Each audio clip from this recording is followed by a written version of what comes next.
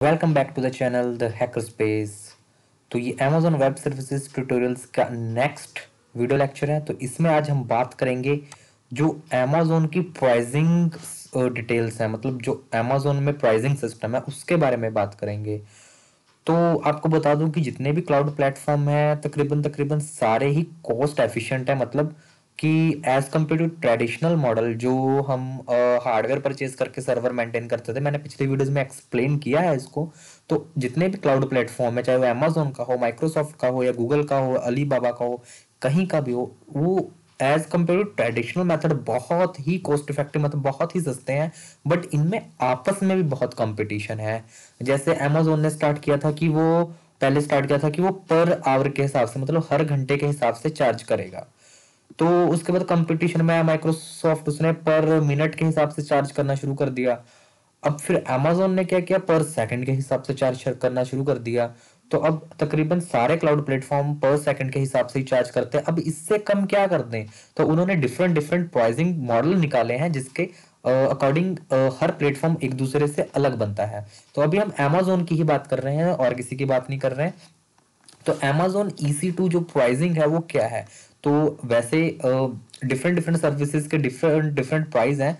तो Amazon EC2 pricing में हमें सिर्फ उसी का चार्ज देना होता है। जब हम अमेजोन EC2 सर्विस यूज करते हैं तो सिर्फ हमें उसी का चार्ज देना होता है जो हमने यूज किया है। जो हमने यूज नहीं किया उसका चार्ज नहीं देना है।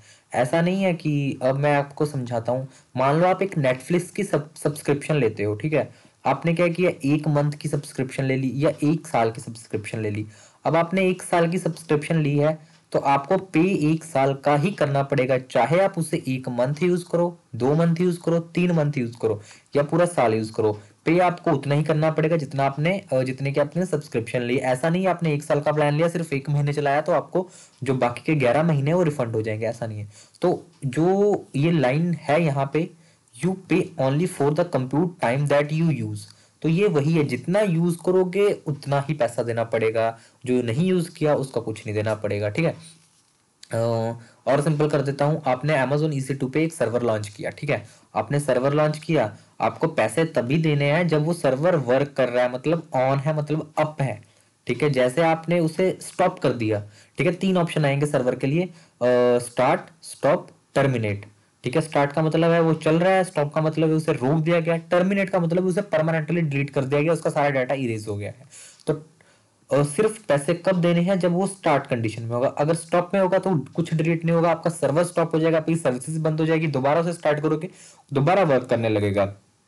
टर्मिनेट के केस में क्या होगा, उसे डिलीट हो जाएगा कंप्लीटली। तो सिर्फ जब स्टार्ट है तभी पे करना है, स्टॉप और टर्मिनेट के केस में पे नहीं करना है, ठीक है। तो हो गया क्लियर, ये इतना क्लियर है, आगे बढ़ते हैं, ठीक है।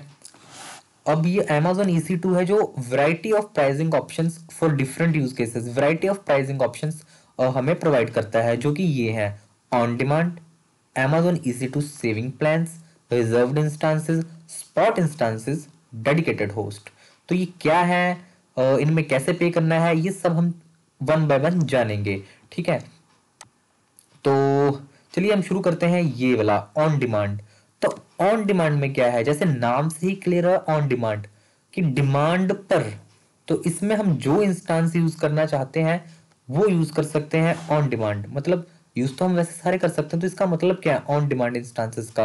ऑन डिमांड के केस में क्या होता है, ऑन डिमांड प्राइसिंग मॉडल हम तब यूज करते हैं, या ऑन डिमांड इंस्टांस तब हम यूज करते हैं जब हमारा वर्क होता है, जो जो वर्क हमने करना है, सर्वर से करवाना है, वो शॉर्ट टर्म इरेगुलर, मतलब रेगुलरली नहीं करना, कॉन्टिन्यूसली नहीं करना, थोड़े से टाइम के लिए करना है, छोटा मोटा काम है। इरेगुलर है मतलब जैसे थोड़ा आज कर लिया मैंने, थोड़ा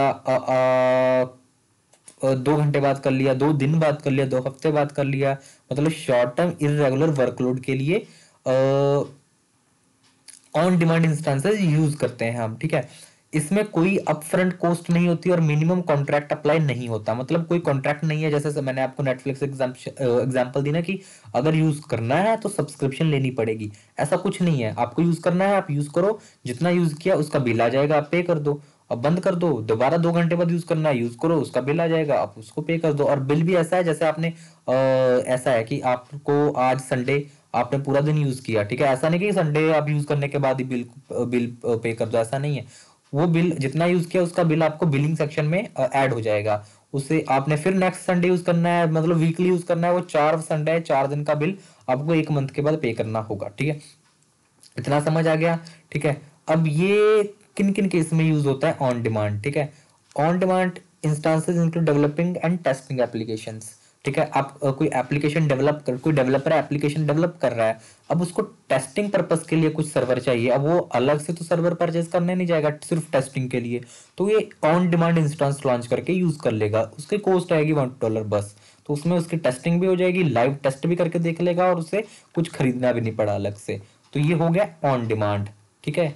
ये डेफिनेशंस वगैरह है, आप नोट कर लेना इनको, ठीक है, एग्जाम के पर्पज से काफी इंपॉर्टेंट है। तो सेकंड है अब देखिए ऑन डिमांड है ये, क्योंकि आपको पता इरेगुलर है और अपफ्रंट नो अपफ्रंट कॉस्ट है, मतलब पहले कुछ नहीं देना पड़ता है।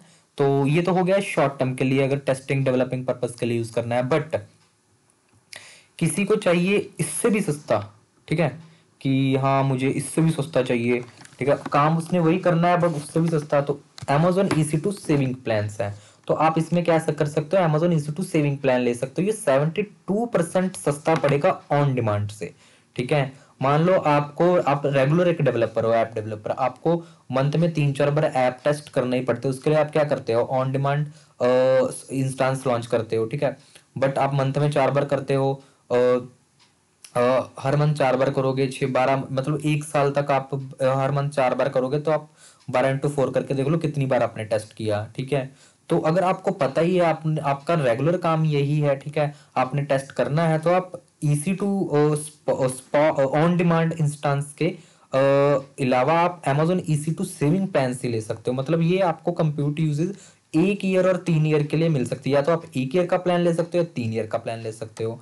इसमें होता क्या है, ये आपको 72% कम रेट में पड़ेगा। मान लो अगर आपको ऑन डिमांड का प्राइस 1,000 पड़ रहा है, तो अगर आप EC2 सेविंग्स प्लान लेते हो तो वो 70% ऑफ से, मतलब 3 का 100 रुपए का पड़ेगा, ठीक है। तो देखिए कितनी कॉस्ट कटिंग होगी अगर आप सीधा प्लान ले लेते हो, तो आप मतलब सर्विसेज यही होंगी बट ये सेविंग्स प्लान्स हो गए हैं, ठीक है। तो ये हो गया डन, आपको ये वही लिखा है, ये सारा वही है डेफिनेशंस में, आप इसे नोट कर सकते हैं यहाँ से स्क्रीनशॉट लेके, ठीक है। और उसके बाद रिजर्व्ड इंस्टांसेस, इसमें क्या है, जैसा अब मैं बताता देता हूँ, इसमें होता तो ये भी ऑन डिमांड वाली सर्विसेज ही होती हैं, ऑन डिमांड जैसे आप यूज कर सकते हैं, बट इसमें क्या है, अभी आप EC2 सेविंग्स प्लान्स और ऑन डिमांड में आपने पहले पे कुछ नहीं किया, ठीक है। ऑन डिमांड में पहले आपने सर्विस यूज कर रही है, ठीक है, एट द एंड बिल दे दिया। सेविंग्स प्लान्स में भी है, आपने बता दिया कि हम सेविंग्स प्लान्स के अंडर ले रहे हैं बट बिल पे नहीं किया है आपने। बिल कब देना है, मंथली देना है या मंथली देना है या ईयरली देना है, जो भी आपने वहां सेट किया होगा। बट रिजर्व्ड इंस्टांस में क्या होता है, रिजर्व्ड इंस्टांस में क्या होता है, बट हाँ एक चीज और बता दो, ऑन डिमांड और Amazon EC2 सेविंग्स प्लान्स में इंटरप्शंस बड़ी होती है। मतलब आपके 1 मंथ हो गया, आपका बिल जनरेट हो गया है, अगर आपने पे नहीं किया, अगर आप भूल गए हो, आप डिले कर दिया है, तो आपके इंस्टेंस स्टॉप हो जाएंगे, ठीक है। तो ये इंटरप्शन हो गई इन दोनों में। अब रिजर्व में क्या है, आप इंटरप्शन नहीं चाहते, आपके लाइव सर्वर से आपका जो वर्क है वो लाइव हुआ पड़ा है, आपके कस्टमर्स हैं, ठीक है, आपकी कोई वेबसाइट वेब एप्लीकेशन लॉन्च हुई पड़ी है, उसमें आप नहीं चाहते लैग हो, स्टॉप हो, और ठीक है कोई एरर आए, तो आप इंस्टांस को रिजर्व करवा लेते हो। आपने पे कर दिया है, पहले यूज करने से पहले पे कर दिया कि भाई मैंने 1 साल का पे कर दिया, अब 1 साल तक मेरे से पैसे मत मांगना, ठीक है, कोई इंटरप्शन नहीं चाहिए मेरे को, ये चलता रहना चाहिए। तो आपने रिजर्व्ड इंस्टांस ले लिया, वही इसकी डेफिनेशन है, reserved instance are billing discount applied to the use of on demand in your account, ठीक है। ये reserved instance are billing discount applied, मतलब अब रिजर्व्ड इंस्टांस तो ले लिया, इसकी जो बिलिंग हो चुकी है उस पर डिस्काउंट अप्लाइड हुआ हुआ होता है, ठीक है, to use of on demand instance in your account, ठीक है। तो यूज आप यही वाले ऑन डिमांड इंस्टांसेस ही कर सकते हो बट प्रीपेड के साथ। तो अब इस केस में उसके बाद ये तीनों आपको क्लियर हो चुके हैं। अब उसके बाद है हमारे पास फोर्थ वन, जो है स्पॉट इंस्टांसेस। अब मान के चलो Amazon के पास बहुत बड़ा डेटा वेयर हाउस है जिसमें उसने बहुत सारे सर्वर्स रखे हैं। अब मान के चलो उसकी हमने जैसे उसके पास रैम है बहुत सारी, बहुत ही टीबी बहुत बड़ी रैम है, ठीक है। उसने कुछ कुछ पार्ट करके सबको किसी ने ऑन डिमांड ली हुई है, किसी ने रिजर्व लेकर, किसी ने डेडिकेटेड लेके रखा हुआ है। मान के चलो फॉर एग्जाम्पल, एक मैं छोटी एग्जाम्पल से बताता हूँ। 100 GB की रैम थी AWS के पास, ठीक है। 50 GB एक कंपनी ने परचेज कर ली, 25 GB एक कंपनी ने परचेज कर ली हुई है। मतलब जो जैसे भी प्लान लिया उन्होंने ऑन डिमांड, या अभी तक हमने ऑन डिमांड या Amazon EC2 सेविंग प्लान और रिजर्व इंस्टेंस 25 एक कंपनी ने ले ली, 50 एक कंपनी 75 हो गई, ठीक है। 20 एक कंपनी ने ले ली, ठीक है, 95 होगी। अब बची 5 GB रैम। अब वो कोई ले नहीं रहा क्योंकि कंपनीज को चाहिए ज्यादा रैम, वो 5 GB कम है अभी, तो वो बिक नहीं रही है उनकी, ठीक है। वो ऐसे ही वेस्टेज में पड़ी हुई है। उन्होंने क्या करना है, मैं सिर्फ रैम के एग्जांपल ले रहा हूँ, हो कुछ भी सकता है, ठीक है। आइदर वो EC2 इंस्टांस हो सकता है, Amazon कनेक्ट सर्विस हो सकती है, कोई लैम्डा सर्विस हो सकती है, कुछ भी हो सकता है, ठीक है। तो वो क्या करते हैं उससे, जैसे हमारे पास नहीं होता, हमारे शॉप पे कोई स्टॉक पड़ा होता है जो क्लियर नहीं हो रहा होता, बिक नहीं रहा था, हम उसे सेल में निकाल देते हैं कि हाँ जी 50% ऑफ, 90% ऑफ, लो जाओ ले जाओ ले जाओ, अभी के लिए ऑफर है, ठीक है। तो ऐसी चीज ही है स्पॉट इंस्टांसेस।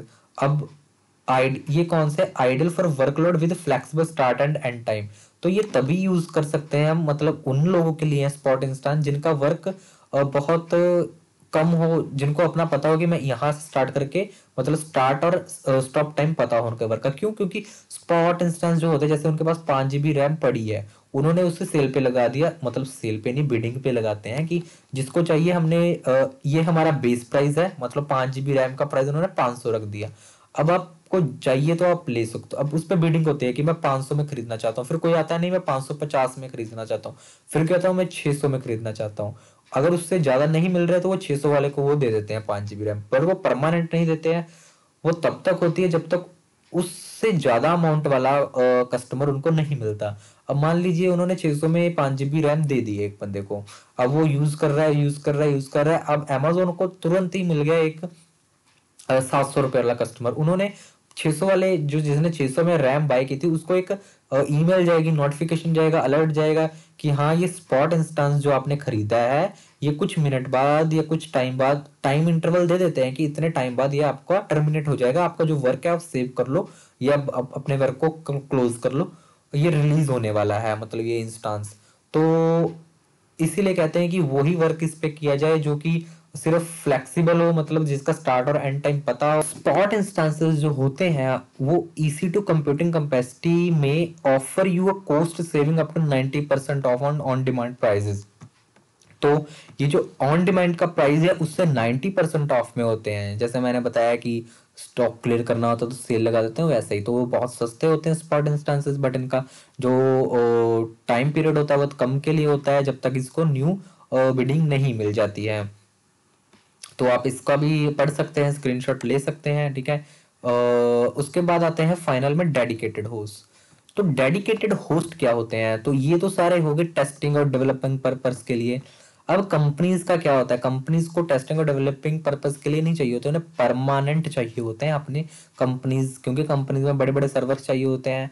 तो आपको मैंने पहले बताया था कि ये कंपनीज पहले के ट्रेडिशनल मेथड में क्या करती थी, अपना ही एक डेटा सेंटर बनाती थी कंपनी में, वहीं सारे सर्वर्स होते हैं वहाँ, और उनको मेंटेनेंस कॉस्ट वहाँ पे उसे सर्वर रूम को ठंडा रखना पड़ता है, उसके लिए एसीज लगाए जाते थे वहाँ, मतलब एसी एयर कंडीशनर्स।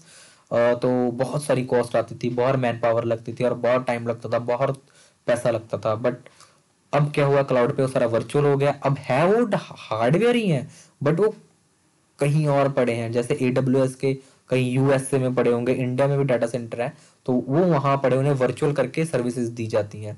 तो डेडिकेटेड होस्ट में क्या होता है, dedicated host are physical server with Amazon EC2 instance capacity that is fully dedicated to your use. तो उन्हें एक डाटा सेंटर से हार्डवेयर असाइन कर दिया जाता है कि ये आपका ही है, जब तक आप डेडिकेटेड, आपने जब तक लीज पे लिया हो, जितने साल के लिए लिया हो आप ले सकते हो, इसमें किसी और का डाटा नहीं स्टोर किया। जैसे बाकियों में क्या होता है, एक डेटा सेंटर में क्या होता है, शेड कर देते हैं वो। मान लो उनके पास 100 GB की रैम है तो 50 किसी को देती, उसी रैम में से 50 किसी को दे दी। मान लो 1000 GB की स्टोरेज है तो 500 GB की किसी को दे दी, 500 GB की किसी को दे दी। बट डेडिकेटर में क्या होता है, जो प्राइवेट मतलब हार्डवेयर होते हैं प्राइवेटली असाइन कर दी जाते हैं कंपनी को, और वो उसी कंपनी का ही डाटा उसमें होता है, ठीक है। तो इसमें you can use your existing per socket per core और per VM software license to help maintain license compliance, you can purchase on demand dedicated host dedicated. तो आप यहाँ से हार्डवेयर खरीद सकते हो, बट आप अपने कंपनी के जो आपके पास लाइसेंस हैं, लाइसेंस इन द सेंस जैसे विंडोज की प्रोडक्ट की होगी, वीएम वर्क स्टेशन की होगी, ये सारे उन हार्डवेयर में भी चला सकते हो। ऐसा नहीं है कि एक दूसरे से कंपैटिबल नहीं होंगे, बिल्कुल 100% होंगे।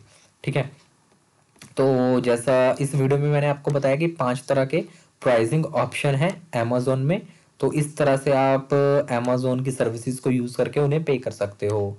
तो आई होप सो आपको वीडियो बहुत अच्छा लगा होगा। अगर मैं कुछ नहीं समझा पाया होऊंगा आपको, तो आप इन सारी चीज़ों को पढ़ के इनका स्क्रीनशॉट लेके दोबारा से पढ़ सकते हो और गूगल भी सर्च कर सकते हो अगर मैं ज़्यादा कुछ नहीं समझा पाया होऊंगा।